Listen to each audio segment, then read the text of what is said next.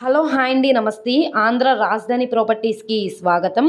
ఈరోజు మనం మాట్లాడుకునే ప్రాపర్టీ అనేది Vijayawada to Eluru road national హైవేకి దగ్గరగా హనుమాన్ నగర్ సిటీకి దగ్గరలో ల్యాండ్ కోసం చూస్తున్నాము, ఇన్వెస్ట్మెంట్ పరంగా చూస్తున్నాం అనుకుంటే వాళ్ళకి ఈ ప్రాపర్టీ బాగా యూజ్ అవుతుంది అనమాట.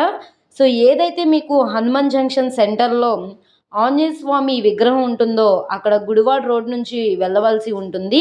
బాపలపాడు మండలంలో పేరికేడు విలేజ్లో 339 గజాల ఓపెన్ ల్యాండ్ ఇళ్ళక మధ్యలో సేల్కి వచ్చిందనమాట. సో ఇప్పటికిప్పుడు ఇల్లు కట్టుకోవడానికి కూడా అన్ని సౌకర్యాలు ఉన్నాయి.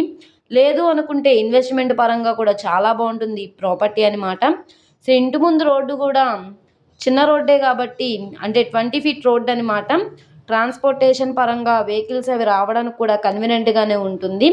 సౌత్ ఫేసింగ్లో ఉండే ల్యాండ్ అనమాట.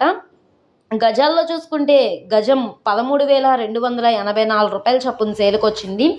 ఈ 339 గజాల ల్యాండ్ వచ్చేసి 45,03,300 రూపాయలకి సేల్కొచ్చింది.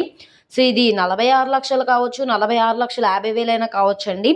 ఇక్కడ ఉన్న మార్కెట్ వాల్యూ మీద డిపెండ్ అయ్యి బ్యాంక్ ఆప్షన్లో రేట్ అనేది ఇంక్రీజ్ అయ్యే అవకాశం అయితే ఉంటుంది. So Eluru road national highway నుంచి 1/2 కిలోమీటర్ డిస్టెన్స్ అండి. సో చూస్తున్నారు కదా.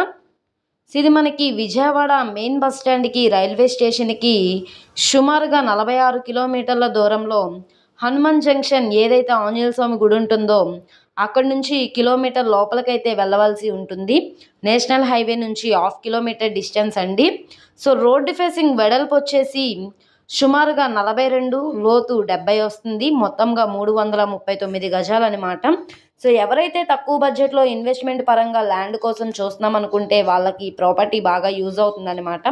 సో ప్రాపర్టీ నచ్చి విజిట్ చేయాలనుకుంటే స్క్రీన్ మీద కనబడుతున్న మొబైల్ నెంబర్ని సంప్రదించి లైవ్లో విజిట్ చేయొచ్చు. అలాగే ఈ వీడియో నచ్చితే ఛానల్ని సబ్స్క్రైబ్ చేసుకోండి. మీరు మా ఫేస్బుక్, ఇన్స్టాగ్రామ్ని కూడా ఫాలో అవుతూ ఉండండి.